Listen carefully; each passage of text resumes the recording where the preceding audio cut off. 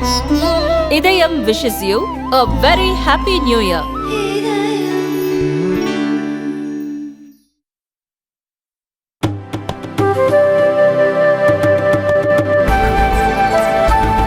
தனது ஆளுநர் பதவியை ராஜினாமா செய்ய போவதாக வெளியான தகவல்களுக்கு தமிழிசை சவுந்தரராஜன் விளக்கம் அளித்துள்ளார். தெலுங்கானா மற்றும் புதுவை மாநில ஆளுநராக இருக்கும் தமிழிசை சவுந்தரராஜன் தனது பதவியை ராஜினாமா செய்ய உள்ளதாக செய்திகள் பரவி வருகின்றன.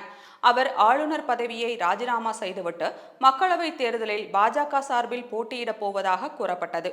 2019 மக்களவைத் தேர்தலில் அவர் பாஜக வேட்பாளராக தூத்துக்குடி நாடாளுமன்ற தொகுதியில் போட்டியிட்டார்.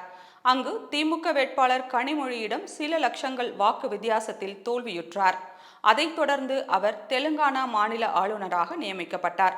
அத்துடன் புதுவைக்கு துணைநிலை ஆளுநராக நியமிக்கப்பட்டார். இந்நிலையில் மக்களவை தேர்தல் நெருங்கியுள்ளதால் தனது ஆளுநர் பதவியை ராஜினாமா செய்துவிட்டு மீண்டும் தூத்துக்குடி தொகுதியில் பாஜக வேட்பாளராக போட்டியிடப் போவதாக செய்திகள் பரவி வருகின்றன. இந்த நிலையில் இது குறித்து ஆளுநர் தமிழிசை சவுந்தரராஜன் அளித்துள்ள விளக்கத்தில், நான் ஆளுநர் பதவியை ராஜினாமா செய்ய உள்ளேன் என்ற செய்தி தவறானது. மேலிட உத்தரவு என்னவோ அதைத்தான் நான் செய்து வருகிறேன். நான் எப்போதும் மக்களுக்காக இருப்பேன். பிரதமர் மோடி மற்றும் ஸ்ரீராமரின் தயவால் நான் எனது மனசாட்சிப்படி பணியாற்றி வருகிறேன். எனவே ஆளுநர் பதவியை ராஜினாமா செய்வேன் என்ற பேச்சுக்கே இடமில்லை என்று தெரிவித்துள்ளார்.